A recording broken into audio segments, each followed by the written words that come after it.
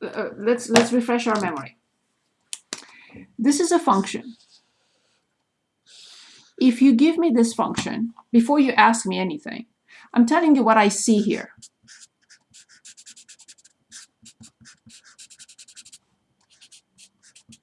This is what I see. F of whatever equals whatever to 2/5. Now, if you tell me that whatever is negative 32, I have to follow the pattern. I cannot change anything. So let's try again. F of negative 32 equals, don't calculate anything, just the first step.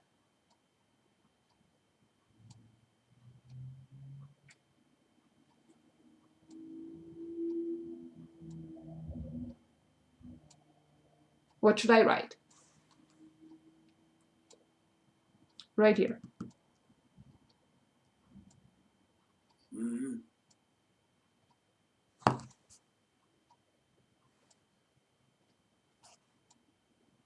Exactly what I have. I have to follow the pattern blindly. What does that mean? What am I saying? So just put negative 32 to 2/5? Exactly. I cannot change anything. That's it. So when you are given a function, you have to see the pattern. Don't look at x. X means nothing, so to speak. The pattern is important. F of whatever equals whatever you want to 2/5. So I'm asked to find f of negative 32, which clearly means that x is, or my whatever is negative 32. So I have to plug it in. Good. Now I have to change this into a radical. So it's a radical. What is the root? 5. That's it. Of negative 32 to the second power. Remember our discussion with 2/5.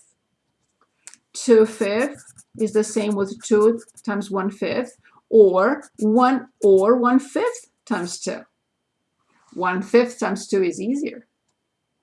But because if I apply the fifth root to this, I get negative 2, and when I square it, I get 4.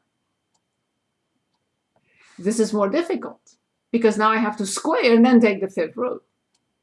But if I put it in the other order, I take the fifth root first and then I square the answer, then I get 4 in a blink. This is hard. This is hard. This is hard. But if I write it like this, the fifth root of negative 32 and then squared is the same product. 1/5 times 2. Here is 2 times 1/5.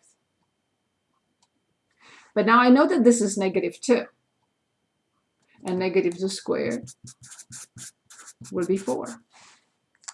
You can say, I don't need your discussion here. I can just plug in the calculator. Yes. But what if you don't have a calculator? You should be able to understand these steps and remember them. So here, yes, you can say, I put negative 32 in parentheses and close, and I put the power, and the power is 2/5, and I'm done, and I get 4. Why do I need your discussion? True. But if you put negative 32, like I just did, to power 1/5 first, which we know the answer is negative 2. Because negative 2 raised to the 5th power is negative 32. But then if you just do this, it probably gives us 4. But if you don't put parentheses around negative 2 and square it, if you write it in any other way, you may get a negative 4, which is incorrect. So be careful here. Good. Any questions? Okay, so let's look at another x to negative 1/3. How do we write this?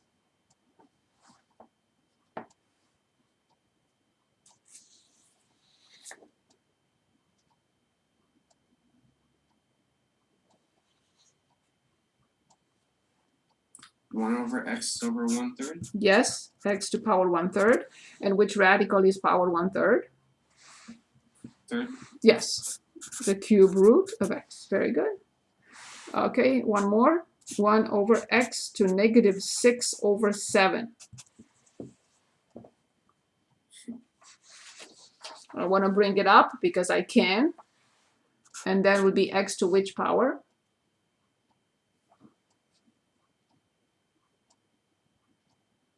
6/7. Yes, 6 over 7. yes. And now which radical is this? 7. 7th root. Good.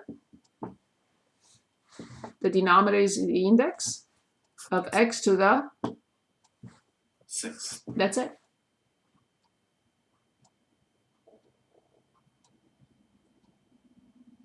If everyone manages to remember this, so as I said, some of my calculus students have difficulties with this. They don't seem to remember the correspondence between an exponential notation that has an exponent that is a fraction that is converted into a radical and vice versa. It's a powerful skill to have. Okay, so let's work on other exponential rules. So I'm on page 6. Okay, so let's look at 128 raised to 9 over 7 over 128 raised to 10 over 7. This is a simple rule from the past, which stays the same no matter what exponents we have. If we have exponents that are they're natural numbers, fine. If they are fractions, fine. It doesn't matter.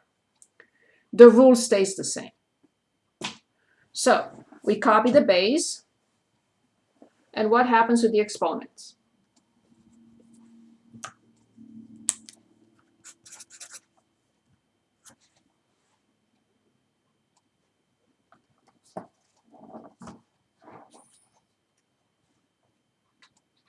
What do we do with the exponents after we copy the base? Would it be negative 1 over 7? Exactly. So from 9 over 7, from the exponent of the numerator, we subtract the exponent of the denominator. And indeed, 9 over 7 minus 10 over 7 is negative 1 over 7. As you know, we don't like negative exponents in the final answer. So 1 over 128 to the 7th, 1/7? Yes, very good. Which is a radical. Which radical? 7th. 7th root of 128. Yes? So let's see which number we raise to the 7th power to get 128. Or 128 to the power, in parentheses, 1 over 7. Because the 7th root, I know, is a fraction. A power that is a fraction, which is 1 over 7. Nice. So it's 2. So then the answer is 1/2.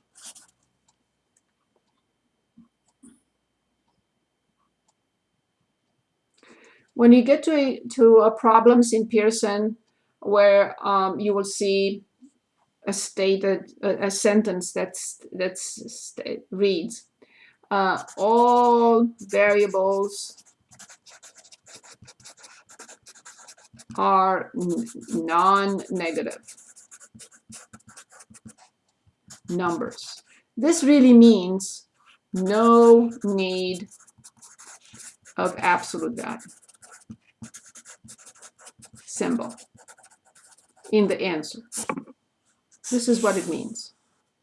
So when you get to these examples or these problems, and the problem says, don't worry about the absolute value. Instead, they're saying all variables are non-negative or are positive numbers. Non-negative means 0 and positive. Positive means 1 and, not 0, in other words. Okay, so no need of absolute value. In other words, variables are positive. Let's say, how do we simplify this? Again, the same exponential rules as we know them for a month or so apply here, even if the exponents are fractions. So I copy the base. And what happens with the exponents? 12 over 4. 12 over 4, which is? 3. That's it. See, this is the fourth root. Basically, this is the fourth root of a to the 12th, which is a to the third, because 12 over 4 is 3. It should have been with the absolute value if a is any real number. But we are told everything is non-negative, so there is no need for absolute value, meaning this is positive. But if they say, simplify the fourth root of a to the 12th, keeping in mind that a can be anything, then you must put the absolute value, because a to the third is not guaranteed to be positive. If a is -3, -3 cubed is -27. So this is guaranteed to be positive. This must be positive. This is guaranteed. It's the fourth root. So this is always positive. But now I have to worry about the answer. The answer must be positive. Therefore, we write the absolute value. If we are told, don't worry about the absolute value, this is correct. This is the correct answer. But if we are told, listen, a can be anything, then you must write the absolute value symbol. Any questions? Okay. 36 raised to 5/3 and everything raised to 3/10. The same rule as before. We copy the base. And what do we do with the exponents? Which operation? Aren't you multiplying? Exactly. So let's take on the side. 5 over 3 times 3 over 10. I simplify the 3 and I simplify the 5. So the power is 1/2. But what does power 1/2 mean? And the answer is it's a radical. Which radical? Which index? And what is the answer?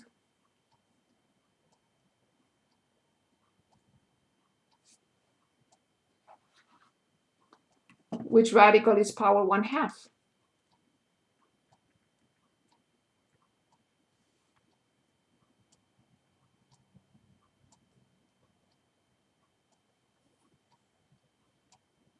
Please, anybody? Which radical is power 1/2?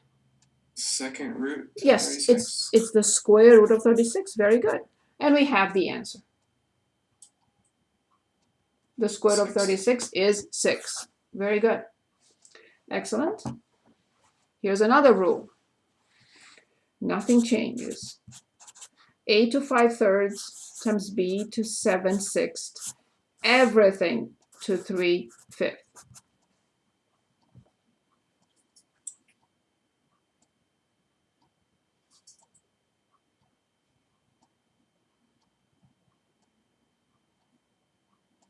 Same rule applies as before. It's just that we have two factors.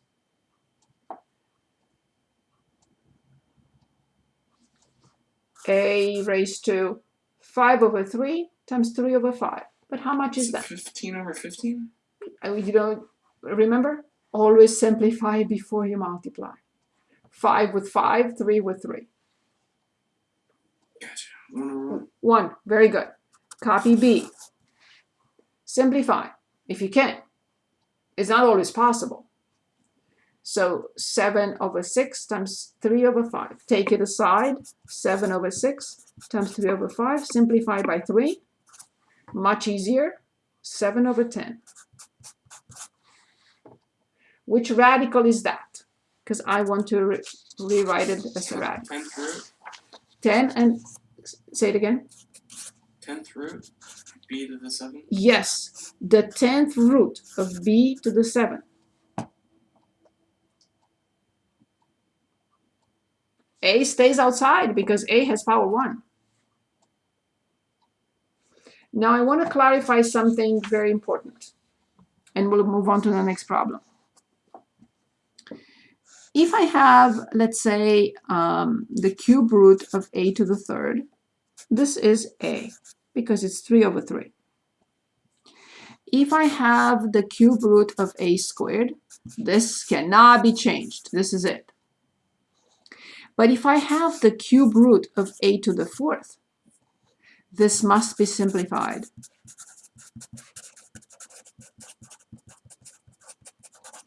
Very, very important. Let me review again. Let's go back and explain exactly what this means. If I can divide this by this, if it's 3 divided by 6 or 3 divided by 3 or 6 divided by 3 or 9 divided by 3 or 21 divided by 3, I have to simplify it. If the power is smaller than the index, this is done. There is nothing I can do here.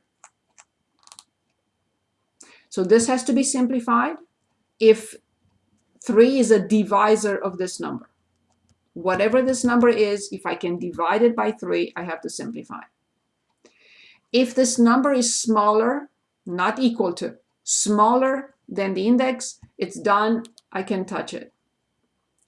But if the power is larger or equal to, but larger than the index, I cannot leave it like this. I must simplify it. Okay, so let me give an example and then we'll continue with the rest of the problems on this one. So the cube root of a to the fourth has to be split.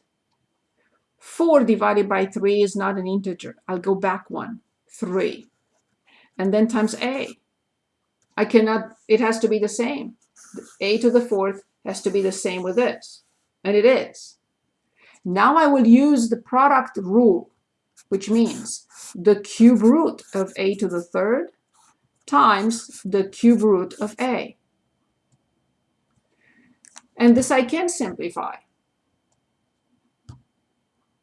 And this I cannot, because it belongs to the second category now, this piece. But this piece is simplifiable. So then the answer would be a, the cube root of a. And this is valid for any other type of problem. So for example, let's say the 7th root of a to the 16th. The power is bigger than the index. So I have to simplify it. And I cannot divide it. 16 over 7, no. I go back 1. 15 over 7, still no. I go back 1. 14, oh yeah.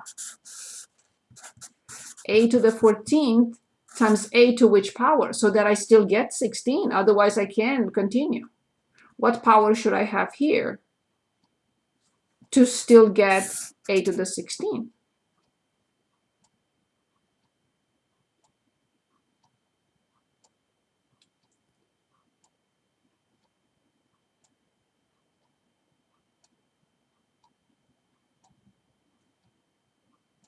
A to the 14th times a to which power is a to the 16th? A to the second? Excellent. Now I use the same rule. I can split it because it's a product. So now I have the 7th root of a to the 14th times the 7th root of a squared, which is done and carved in stone. But this can be simplified. How do I simplify this?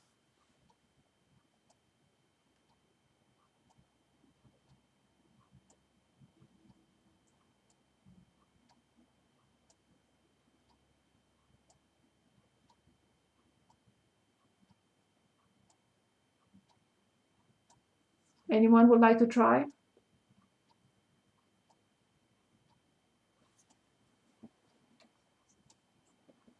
The 7th root of a to the 14th is?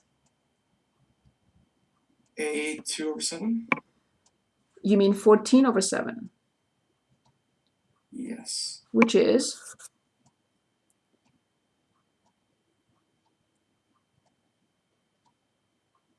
Two. exactly. That's why I stopped at 14. So 16 over 7, not an integer. I go back one. 15 over 7, not an integer. I go back one. Oh, yeah. 14 over 7 is an integer. That's why I stopped at 14. 16 didn't work. 15 didn't work. 14, yeah, that's where I stop. But I need that remainder. And the remainder is 2. So times, of course, the 7th root of a squared. And this is now done. I can no longer simplify it.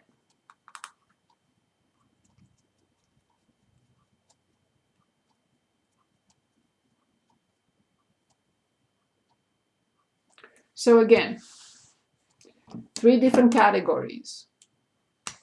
1, 2, and 3. The first one is easy. I can divide the power by the index. The second one is even easier. I don't have to do anything because I can't. I cannot divide 2 by 3. I cannot divide 2 by 7. The third one requires effort. In which, why? Because the numerator is higher than the index. So I have to split the radicand into 2 factors, one from which I can take the cube root, and the other one is the remainder. 3 plus 1 is 4. 14 plus 2 is 16. Now I split it. And the 7th root of a to the 14th is easy, because it's the first category now.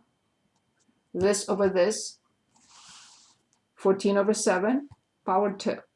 And this is the second category. Nice. I don't have to do anything. It's done. How come? Because the power is smaller than the index.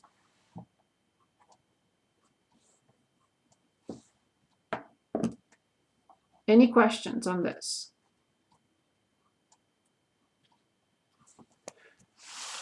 Okay.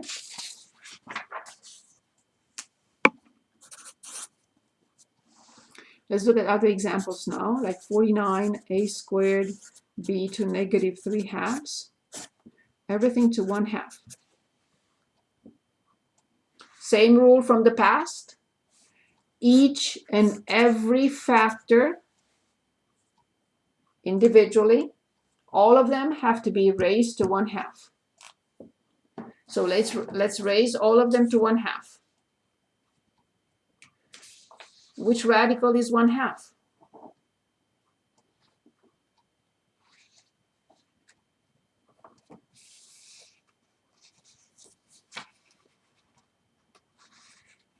Because I need to apply it to 49. Which radical is 1/2?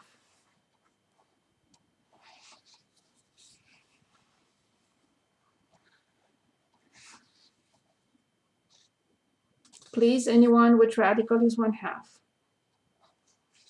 2. Yes.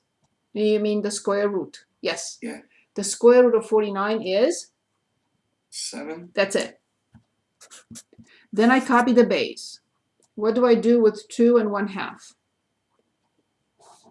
Simplifies to 1. Exactly. Done. What do I do with these two? Copy the base. Negative 3/2 times 1/2.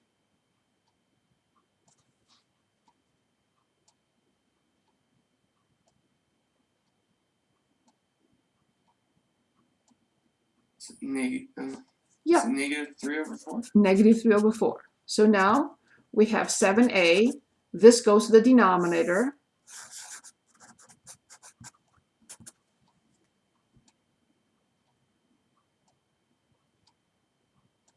Which radical is that? The 4th root to b to the 3rd. Yes. Is it fully simplified? Do I have to do anything? Is it category 1, 2, or 3?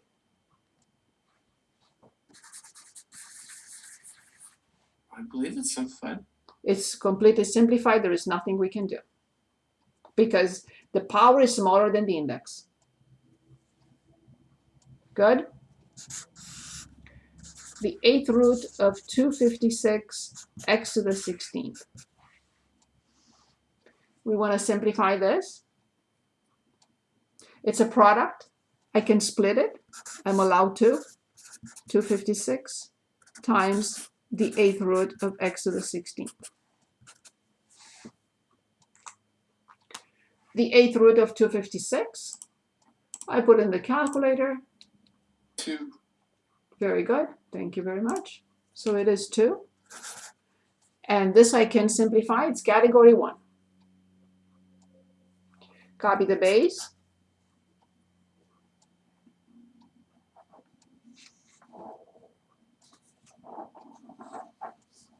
One over 2? Yes, you mean Or 16 2 over, over 1 yes, is 2. very good, that's it. Same type of problem but with 3 factors. It's the 4th root of 16 x to the 8th y to the 12th. This time we have 3 radicals.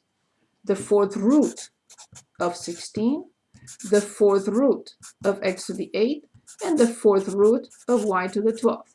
By the way, this step can be skipped when you get to feel very comfortable with working with radicals. You will skip this step. You will say the 8th root of 256 is 2 and the 8th root of x to the 16th is x squared. But for now, let's use it. It's useful. Is it 2 x to the 1/2 or 2? Yes, Second? yes, And y to the 3rd? yes.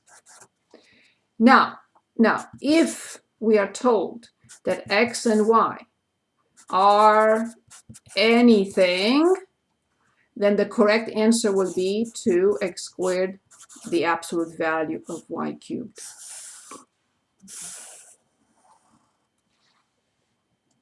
Because the index is even. Okay, let's work on another. Again, you can skip the step if you're comfortable with. If you're not comfortable with, I'm going to write it still, but you don't have to write it. It's the cube root of negative 125 times the cube root of a to the 3rd times the cube root of b to the 12th. And take a moment and give me your answer. 5. You mean negative 5, because negative 5 to the 3rd is good. A, Yes, and then b to the 4th? that's it. Absolutely it.